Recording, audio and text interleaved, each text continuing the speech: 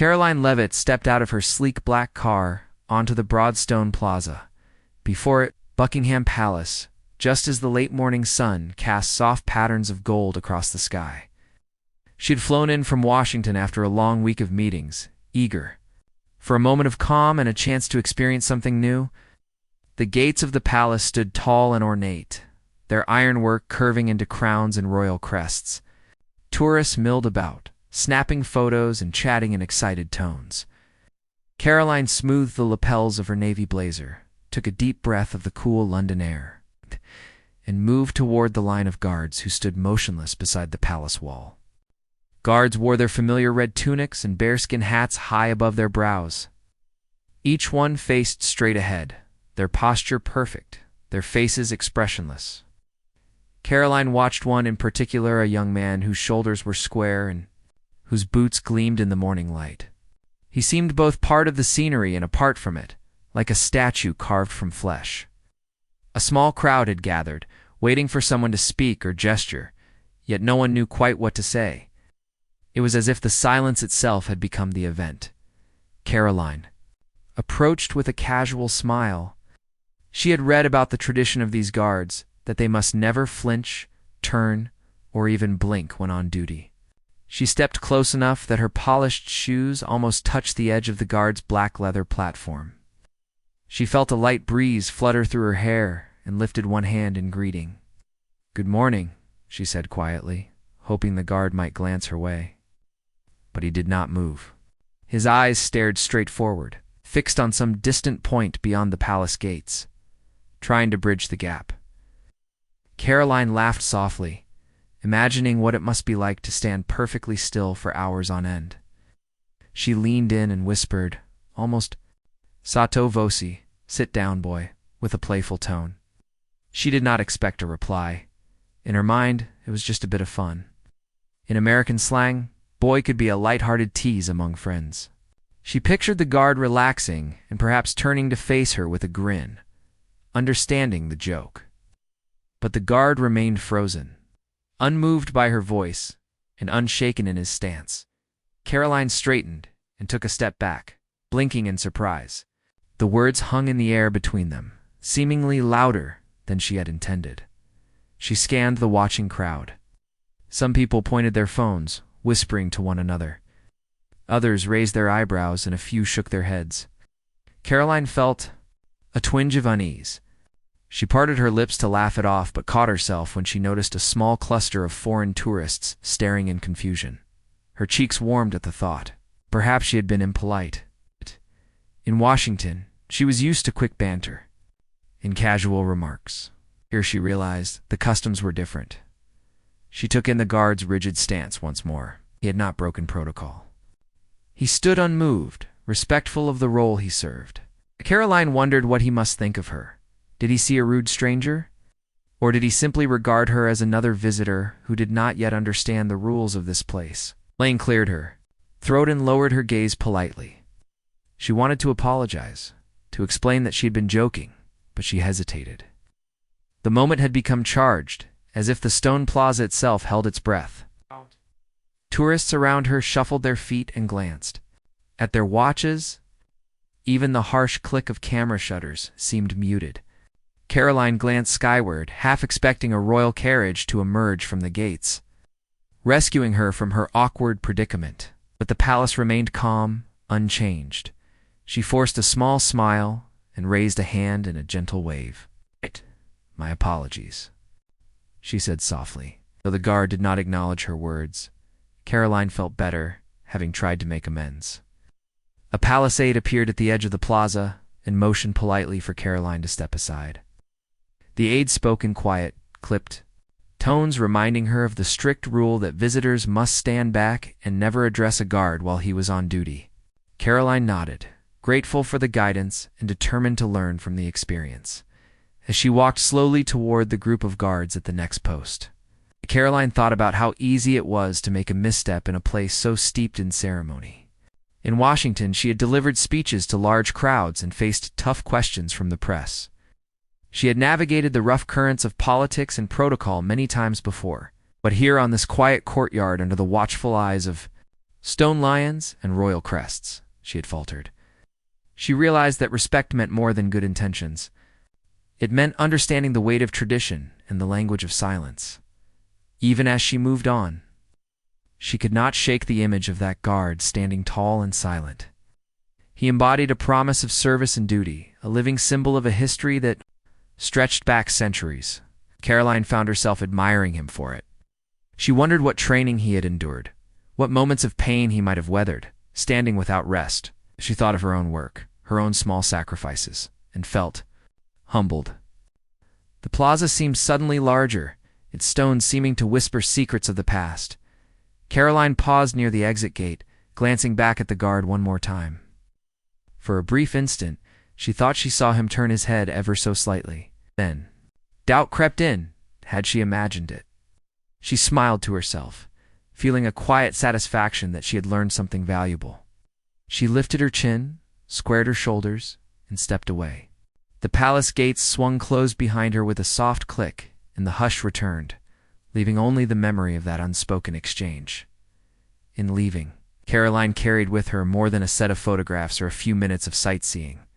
She took away a lesson in grace and humility, taught by someone who never spoke a word.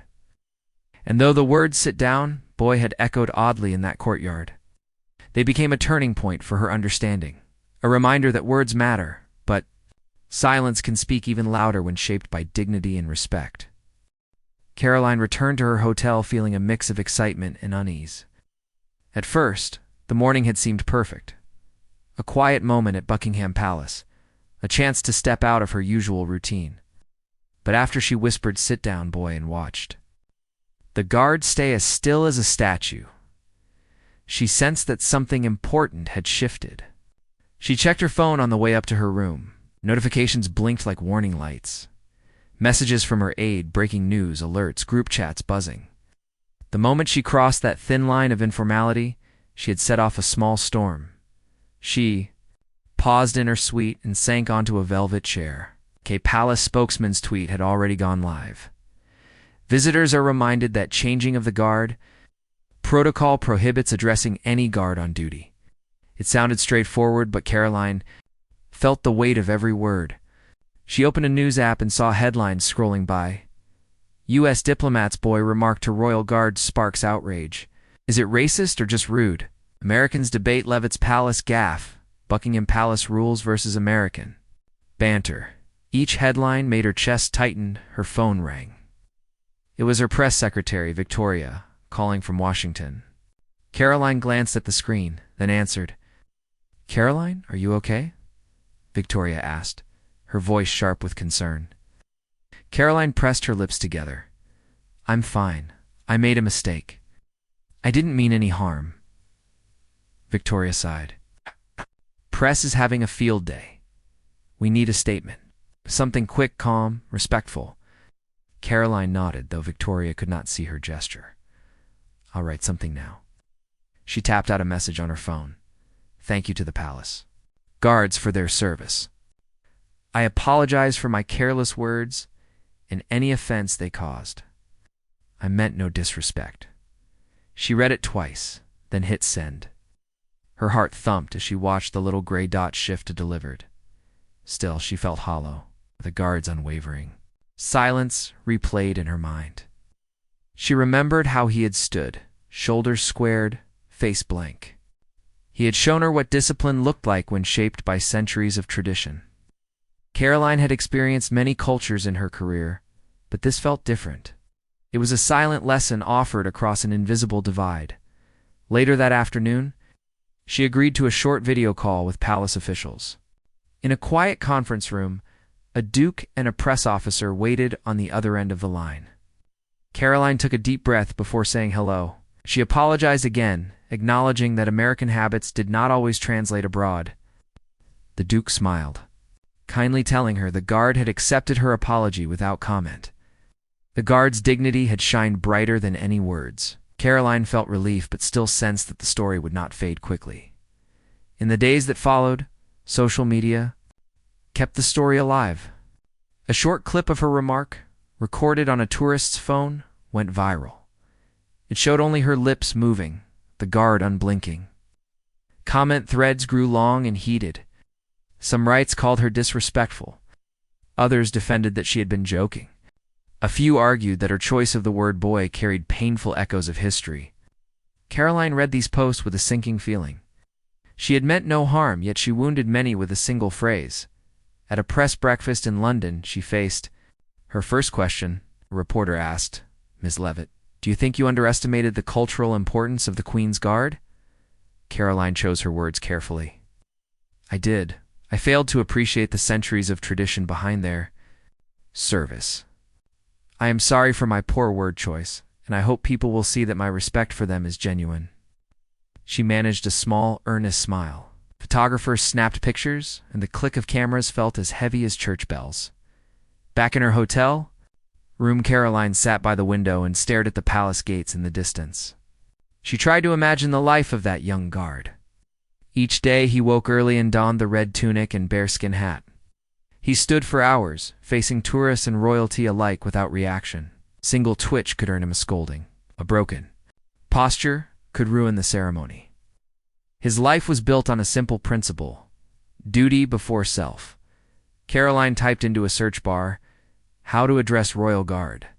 She found blogs and etiquette guides explaining that visitors must never speak to a guard on duty. Instead, one should stand at least 3 feet away and observe quietly. She read accounts from travelers who had tried to joke or wave, only to receive polite blank gazes in return. The guides stressed that the guards were not statues but proud soldiers upholding a long heritage. Karoline realized how little she had understood and how much more there was to learn. That evening, she visited a small English pub recommended by her hosts.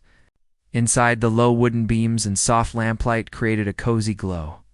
Locals sipped pints and chatted about football and weather. Karoline ordered tea at the bar and struck up a conversation with an older man named James. He told her stories of his grandfather, who had served in the household division during World War II. He spoke with pride of the Guard's history, how they had marched through war, kept watch over a nation in crisis, and carried their duty with solemn grace. Karoline listened, fascinated. James described how the bearskin hats had once come from fallen soldiers' gear after the Battle of Waterloo. He explained that the uniform carried memories of victory and sacrifice. Each button, each stitch, told a story. Karoline closed her eyes and pictured the guard as more than a living statue. He was a bearer of history, a guardian of continuity. She felt gratitude for James's stories and a deeper empathy for the guard she had teased. The next morning, Karoline returned to the palace grounds, this time as a quiet observer. She kept her distance and watched the changing of the guard ceremony. Drums rolled, trumpets sounded, and soldiers marched in perfect formation. She saw that brief moment when guards swapped duties. One stepped forward to stand in place of another, and the new guard carried on without pause. The old guard lingered, perhaps grateful to sit and rest, but his eyes still held pride. Karoline felt a surge of respect. She understood that service meant knowing when to stand and when to move on. She walked back to her hotel, mindful of every footstep. She felt as if she had crossed a cultural bridge and returned changed. No one spoke to her on the street. People simply nodded in passing. Some gave her sympathetic smiles. A newspaper headline caught her eye: "Guard's dignity shines amid diplomat's gaffe." The article praised the guard's reply. He had remarked that his duty required him to stand at all times. The simplicity of his answer resonated more powerfully than any apology. In the quiet of her suite, Karoline wrote in her journal.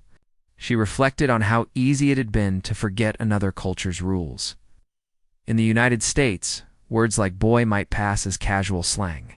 Here, they carry different weight.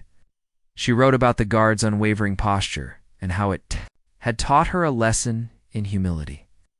Her entry ended with a promise to listen more, to learn before speaking, and to honor traditions she did not fully understand. By the time Karoline left London, the story was fading from front pages.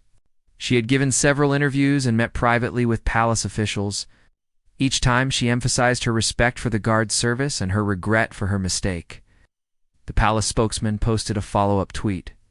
"We accept Ms. Leavitt's apology and thank the public for their understanding."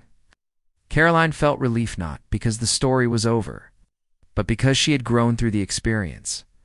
On her flight back to Washington, she gazed out over the clouds and thought of the guard at Buckingham Palace. He had said little, yet his reply had spoken volumes. In a moment of tension, he had chosen calm respect over anger. Karoline realized that was the true power of duty, to stand firm, silent, and proud, even when words felt easier. She closed her eyes and made a silent vow to carry that lesson home, to speak less and listen more, and to honor the dignity of every person she met, whether standing in red tunic or walking a busy street.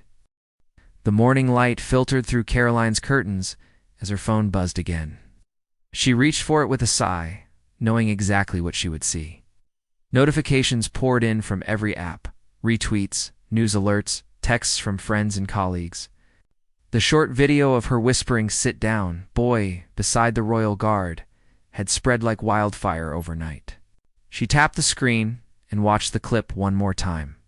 Her voice was soft, almost lost among the sounds of tourists and camera shutters.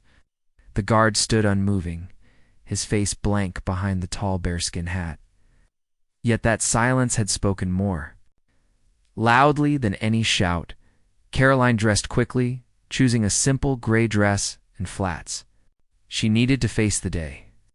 As she walked to the palace gardens for a scheduled photo op, she felt the weight of every step. Reporters gathered by the rose beds, their lenses clicking like a steady drumbeat. Karoline took a deep breath and approached. With a polite smile, a young photographer raised his camera. "Ms. Leavitt," he called out. "Any comment on the social media storm around your palace visit?" Karoline paused by a bed of pale pink blooms. She thought of the guard's reply, the single line he had spoken that calmed everything. "My duty is to stand." She let his calmness guide her own tone. "I regret my words," she said softly. "I meant no disrespect to the guard or his service. His dedication is admirable, and I hope people see that." The photographer lowered his camera, surprised by her quiet sincerity. Others scribbled notes. Karoline moved on to the next pose, standing between a tower and an ancient fountain. Flashbulbs popped as she looked toward the camera. Every smile felt forced. She thought about the headlines. Diplomat's gaffe becomes global debate. American banter meets British tradition. Leavitt's words versus guard silence. She wondered how one moment could become so huge. Later, in a press room lined with red velvet curtains, Karoline sat at a long table facing a row of microphones. Journalists leaned forward, pressing for details. A veteran correspondent with a stern face asked, "Do you think your remarks showed cultural insensitivity?" Karoline clasped her hands on the table's polished wood. No. She remembered the guard's stillness, his perfect posture. She spoke in a calm, measured voice. Did not understand the weight of such words in this context. "I see now that calling someone boy can be hurtful. I apologize sincerely and hope to learn from this." A hand shot up in the back. "Do you believe this will affect your work back home?" Karoline took a moment before answering. Pictured her team in Washington, the late-night strategy calls, the careful planning of every statement. "I hope my apology shows my respect for all cultures," she said. "I will continue my work with humility and care." The room buzzed with whispers. Karoline stood, touched her jacket, and walked out. In the hallway, aides fell in around. Her, like a small tide, offered quiet words of encouragement. One said, "You handled that well." Another added, "People respect honesty." Karoline nodded, but inside she felt raw. The guard's reply echoed in her mind. Duty over everything. She had seen his silent lesson. Could she turn this moment into something good? That afternoon, Karoline met with her communications team in a small conference room at the embassy. Charts and graphs covered the walls, trending topics, sentiment analysis, the reach of every hashtag. They showed that the story had crossed continents, sparking debate in Europe, Africa, and the Americas. Some comments praised her apology. Others dug deeper, questioning whether American politicians truly grasped foreign customs. Karoline looked at the numbers, then at her team. We need to steer this toward a positive outcome, she said. Let's highlight the guard's reply. His words resonated worldwide. We can turn this into a story about respect and learning. Her lead strategist raised an eyebrow. You mean the guard becomes the hero? Karoline smiled. Yes, his quiet strength. You frame it as a lesson in dignity. They began to draft a short video, clips of the guard standing, intercut with people around the world pausing to reflect. Karoline would narrate, acknowledging her mistake and praising the guard's service. The idea felt right. It shifted the focus from her misstep to the power of silent resolve. Meanwhile, social media conversations roared on. In a London cafe, students argued over coffee. Some thought Karoline had insulted the guard. Others said she had been joking. In poor taste, a few older patrons defended her, noting that Americans often used slang too casually. Across the Atlantic, talk show hosts dissected her every word. On one American morning show, a commentator asked, "Are we too informal these days?" The guard's reply, simple, respectfully merged as a touchstone in the debate. People quoted it in tweets and Facebook posts. My duty is to stand. One evening, Karoline watched a clip of a London street artist painting a mural of the guard's silhouette against the palace gates. The words, "My duty is to stand," arched. Above, in bold letters, the image glowed with respect. Karoline felt a lump in her throat. That silent reply had taken on a life of its own. It spoke to something basic in human nature, the need to honor tradition, to respect those who serve. On a rainy Friday, Karoline returned to Buckingham Palace, this time to meet privately with the guard and palace officials. She arrived under a pale sky, the stones slick with rain. Palace aides led her through hushed corridors to a small room hung with portraits of past monarchs. The guard stood at the far end, his red tunic now covered by a thick coat. Karoline swallowed as she approached. He bowed his head slightly. She offered him a small bouquet of white roses. He accepted without a word, his face still composed. Karoline spoke first. "Thank you for your service," she said, voice gentle. "I'm sorry for my words. I wanted to offer these as a sign of respect." The guard nodded once and turned to leave. Before he reached the door, he paused and looked back at Karoline. His voice, calm and even, filled the room. "Thank you, madam," he said. "My duty remains." Then he left, the door closing softly behind him. Karoline stood alone for a moment, the portraits on the walls seeming to watch her. She pressed the roses to her chest and let out a breath she had been holding. In that quiet room, she felt the weight of history, and the grace of a simple apology returned with dignity. Word of her private meeting spread quickly. News outlets ran a new series of stories. Diplomat and guard meet in humble exchange. From gaffe to grace, a lesson in respect, guard's reply inspires applause worldwide. Karoline's video message premiered online. She stood against a backdrop of palace stones and spoke directly to the camera. "I learned that words carry different meanings in different places. I respect the Royal Guard's tradition and service." His reply reminded me that dignity can speak louder than any apology. The clip ended with a silent moment of the guard standing at attention as the camera slowly panned away.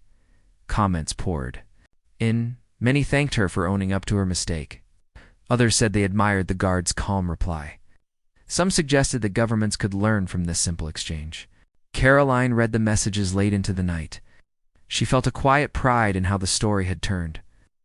What began as a small misstep had become a global conversation about respect, culture, and the power of silence. As the days passed, the headlines softened. The world moved on to other news, but the guard's words lingered in Karoline's mind. She returned to her work with a renewed sense of care. Press conference, each speech carried a new mindfulness. She thought of the rose beds at Buckingham Palace, of the photographer's clique, of the crowded courtyard where it all began. And she remembered the guard's simple reply, "My duty is to stand." But it had become more than a sentence. It had become a guiding principle she would carry with her always, a reminder that respect and humility can bridge any divide. Karoline awoke to a message from the palace. It contained the guard's reply, I thank Ms. Leavitt for her apology. My duty is to stand. She read it several times. Words were clear and calm, unlike the storm of tweets and headlines. His voice felt like a quiet stream. It washed away much of the tension. She felt a calm settle in her chest. She realized the truth in his message. His role required him to stand no matter what. The grace in his short reply shone like a beacon. Karoline closed her eyes and pictured him in the palace courtyard, his red coat bright against the stone. His dignity had reached beyond the walls of London. In London, the press office sent his reply to all major news outlets. Within minutes, it appeared on websites and scrolls of TV shows. The same clip that had spread complaints now showed a new image. Journalists spoke of a public figure whose answer had become a lesson in poise. People around the world paused in their day to read a guard's note. From busy cafes in Paris to street corners in Mumbai, the words echoed. They reminded readers of respect and duty. Blogs dedicated to etiquette praised his calm. A viral tweet read, "2 words that stop a storm."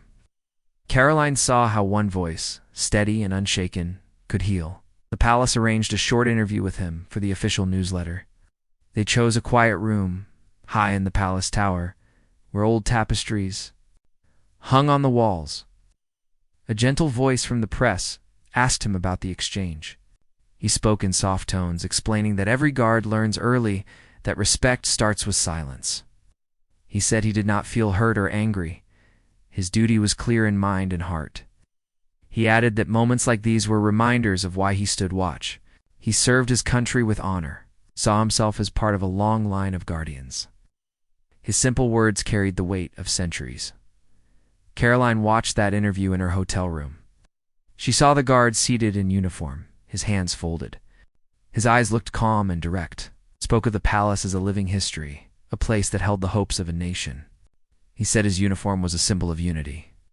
Karoline felt tears fill her eyes. She had never thought of her words being so far from harmless. She admired the guard's calm even more. His reply had become an anchor for her. She realized that real strength lay not in loud speeches, but in steady stillness. She vowed to carry that lesson with her always. Across social media, people created art inspired by his reply. A graphic designer posted an image of a lone guard standing against a pale sky.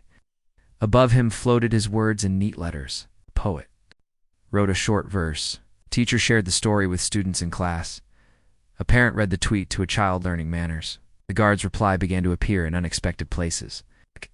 It showed that a simple act of service could speak more than 1,000 speeches. Karoline saw that respect was not a one-time gesture. It was a way of being. She shared these posts with her team, smiling at how the story had grown into a gentle wave of kindness. At a small gathering of veterans in London, Karoline attended, a dinner in the guard's honor. She sat among men and women who had served in wars and peace. They spoke of duty and sacrifice. One veteran rose and said that the guard's reply reminded him of his own years on watch. He described nights in the desert, standing guard under dark skies. He said that each shift, each hour of stillness, strengthened his spirit. Karoline listened in silence. She thought of the guard's bearskin hat and bright red jacket. She realized that service meant bearing witness. It meant standing firm when others could not. She felt humbled by their stories. In Washington, Karoline held a small press conference to share what she had learned. She stood at a podium, her words measured and calm. She spoke of the guard's reply and its lesson in grace. She said that cultures may differ, but respect bridges any gap. Reporters nodded and scribbled notes. Afterward, a young intern approached her with tears in her eyes. She said she had followed the story closely and felt inspired to be more mindful of her own words. Karoline smiled and thanked her. She knew that the guard's simple reply had changed more than headlines. It had touched hearts and sparked small acts of kindness. Back in London for a final visit, Karoline returned to the palace courtyard at dawn. The air was cool, and the gates stood open. She watched as new guards prepared for their shifts. Each one stepped into rank and fell into silence. She approached the circle of guards, standing respectfully at a distance. None spoke. Karoline bowed her head, offering a quiet greeting. In her mind, she whispered thank you to the guard, whose words had guided her. Though she never saw him again, she could feel his presence in the slow, calm movements of the guards. Around her, on her last night in London, Karoline sat by the River Thames, watching boats drift past. She held a small notebook where she had written the guard's reply at the top of the page. "My duty is to stand." He drew a line beneath it and wrote her thoughts. She wrote that respect was earned through humility. Could heal. She wrote that a single sentence spoken with honor could shift the world's attention from conflict to understanding. She looked at the dark water and felt peace. London had taught her that true power came not from speaking loudly, but from listening and standing firm in kindness. When Karoline returned home, she carried that phrase in her heart. During meetings, she paused before speaking. During visits, she honored local customs. She shared the story with friends and family. At a luncheon for student leaders, she told them of the guard and his reply. She said that they should remember it whenever they faced tension. She urged them to choose respect and silence first. Students listened, their faces thoughtful. Karoline saw hope in their eyes. She knew that the guard's lesson had reached beyond stone walls and red uniforms. It lived in simple choices. Months later, at a global summit on diplomacy, a speaker quoted the guard's words.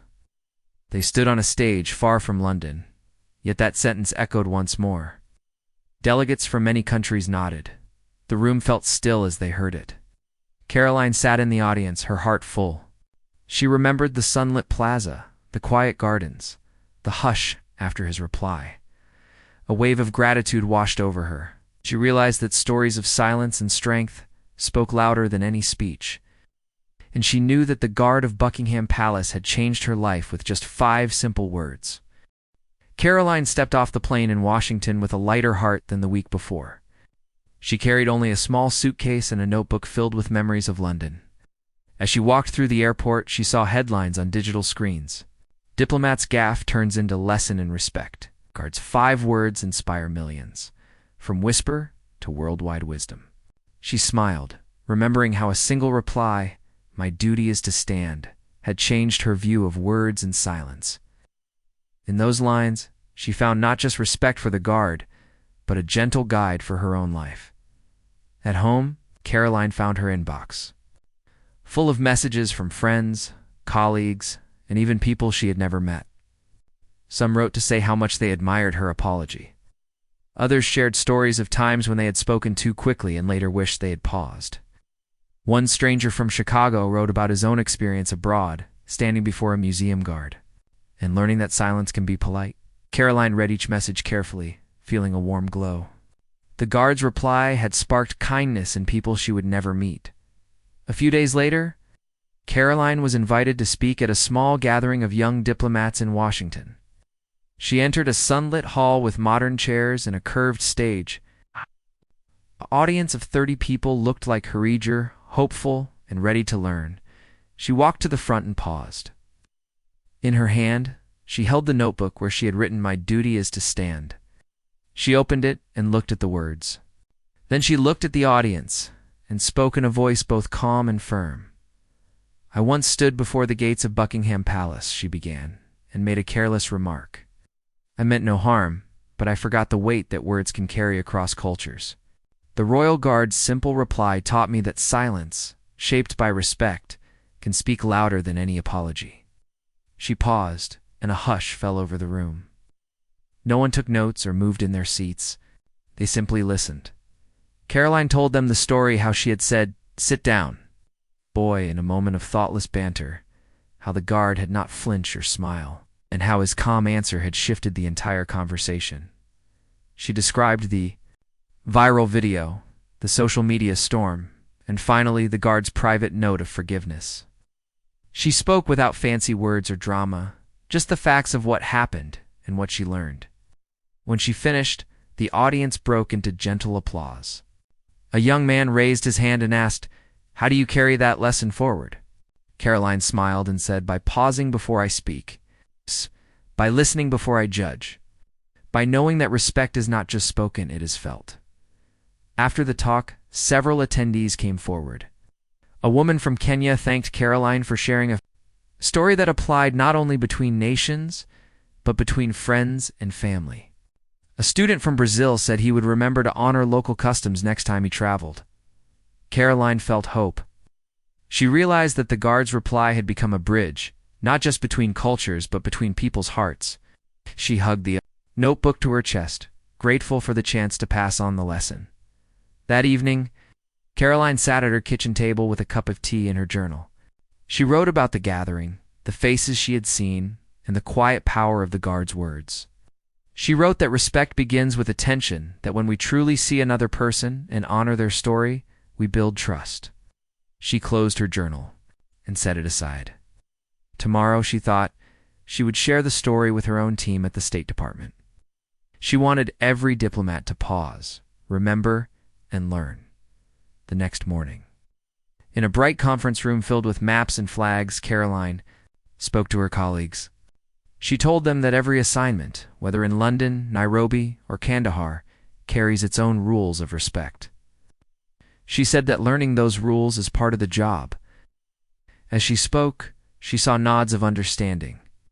They asked questions about how to research local customs and how to prepare for audiences with different traditions. Reed guided them through simple steps. Read etiquette guides. Speak with local contacts. Observe ceremonies before joining in. She ended by telling them the guard's story and inviting each person to share a time when silence spoke louder than words.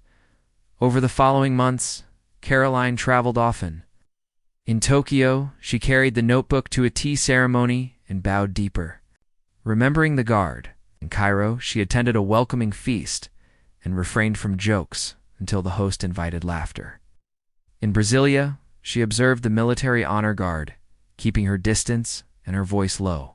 Each time, she felt the guard's presence guiding her, his steady posture reminding her that respect is not a show but a quiet promise.